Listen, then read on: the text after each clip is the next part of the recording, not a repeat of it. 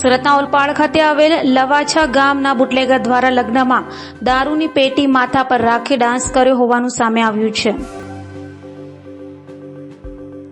સુરતના Olpad police station વિસ્તારમાં આવેલ લવાછા ગામના 84 ફળિયામાં બુટલેગર સુભાષ વિનુ પટેલ ખુલ્લેઆમ દારૂની પેટી માથા પર મૂકી લગ્નમાં ડાન્સ કરતો હોવાનું સામે આવ્યું છે। બુટલેગર સુભાષ પટેલે ઓલપાડ પોલીસને જાણે ખુલ્લી ચેલેન્જ આપી હોય તેમ લાગી રહ્યું છે, ત્યારે ઓલપાડ પોલીસ સુભાષ પર કોઈ એક્શન લેશે કે કેમ તે જોવું રહ્યું।